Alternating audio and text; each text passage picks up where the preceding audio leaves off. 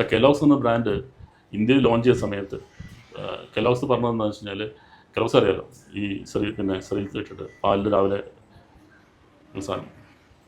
അപ്പോൾ കെലോഗ്സ് പറഞ്ഞതെന്ന് വെച്ചാൽ നമുക്ക് ഇന്ത്യക്കാരുടെ ബ്രേക്ക്ഫാസ്റ്റിൻ്റെ ഹാബിറ്റ് ചേഞ്ച് ചെയ്യണം. ബ്രേക്ക്ഫാസ്റ്റിന് പകരം കെലോഗ്സ്, ഈ ദോശയും ഇഡ്ഡലിയും ഇതൊക്കെ ഒഴിവാക്കിയിട്ട് കെലോഗ്സ് അതിൽ പാലൊഴിക്കുന്നു, പിന്നെ കുട്ടികളെ കൊടുക്കുന്നു.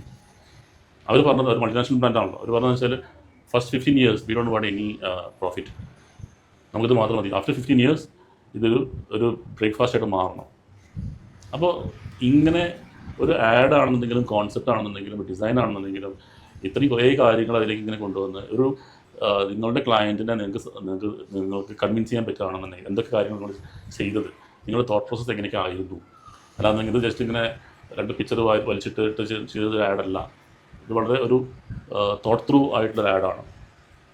അങ്ങനെയൊക്കെ അത് സിൻസിയറായിട്ട് അവരോട് പറയുമ്പോൾ അവർക്കത് മനസ്സിലായില്ല എന്നുണ്ടെങ്കിൽ ചിലപ്പോൾ അവർ കൗണ്ടർ ചെയ്യുമ്പോൾ ചിലപ്പോൾ നിങ്ങൾക്ക് മനസ്സിലാവും, ഓക്കെ ഇത് could have been done even better, അല്ലാതെ ഇത് വർക്ക് ആവില്ല. ചിലപ്പോൾ നിങ്ങൾ വിചാരിച്ച ചില കാര്യങ്ങൾ ചിലപ്പോൾ അവർ ഡിഫെൻഡ് ചെയ്യാൻ വെച്ചാൽ അവരുടെ പ്രാക്ടിക്കൽ നോളജ് വെച്ചിട്ട് അവർ എങ്ങനെയാണ് നമുക്ക് മാർക്കറ്റ് ഫീഡ്ബാക്ക്. അപ്പോൾ അങ്ങനെ വരുമ്പോൾ നിങ്ങൾക്ക് ബ്രീഫ് തന്നെ ചിലപ്പോൾ മാറിപ്പോയ സിറ്റുവേഷൻസ് ഉണ്ടാവാറുണ്ട്.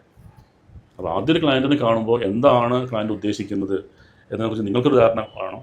പിന്നെ ആ ധാരണയിൽ നിങ്ങൾ ഒരു മാർക്കറ്റ് സ്റ്റഡി നടത്തണം, മറ്റുള്ള ബ്രാൻഡ്സ് എന്തൊക്കെയാണ് ചെയ്യുന്നത് എന്നതിനെ പറ്റി ഒരു ധാരണ വേണം. പിന്നെ ഈ ക്ലയൻറ്റിൻ്റെ ഒരു ട്രജക്ടറി എന്താ അർത്ഥം, ഫ്യൂച്ചറിലേക്കുള്ള ട്രാക്ക്. നമ്മളിപ്പോൾ ഈ പിന്നെ ISRO കണ്ടിട്ടില്ലേ, അവർ റോക്കറ്റ് വിട്ടതിന് ശേഷം അവരിങ്ങനെ ആദ്യം ഗ്രാഫ് വരയ്ക്കും, എന്നിട്ട് ഇതിങ്ങനെ പോകുമ്പോൾ ഇങ്ങനെ ബ്ലിങ്ക് ചെയ്ത് ഗ്രാഫിൻ്റെ മേലേക്ക് ആയിരിക്കും എന്ന രീതിയിൽ ഇങ്ങനെ കറക്റ്റ് നേരത്തെ വരച്ച ട്രാക്കിൽ കൂടെ തന്നെ പോകുകയാണെന്നുണ്ടെങ്കിൽ സക്സസ് ആണ്. അതൊരു പോയിന്റിലെത്തുമ്പോൾ അത് പ്രൊപ്പലർ വിടുന്നു, അടുത്തേക്ക് പോകുന്നു, പ്രൊപ്പലർ വിടുന്നു, അങ്ങനെ അങ്ങനത്തെ ഒരു ഫേസ് ബൈ ഫേസ് പോകുകയാണെന്നുണ്ടെങ്കിൽ അത് സക്സസ് ആണ്. അതേപോലെ അതാണ് ട്രജക്ടറി എന്ന് പറയും. അപ്പോൾ അങ്ങനത്തെ ഒരു ട്രജക്ടറി കൂടെ ചില ബ്രാൻഡ് അത് ചിലപ്പോൾ ഡിമാൻഡ് ചെയ്യും. അപ്പോൾ ഇതെല്ലാം മനസ്സിലാക്കിയിട്ട് ചെയ്യുമ്പോൾ advertising it's a wonderful profession അല്ലേ, because you are doing a holistic profession.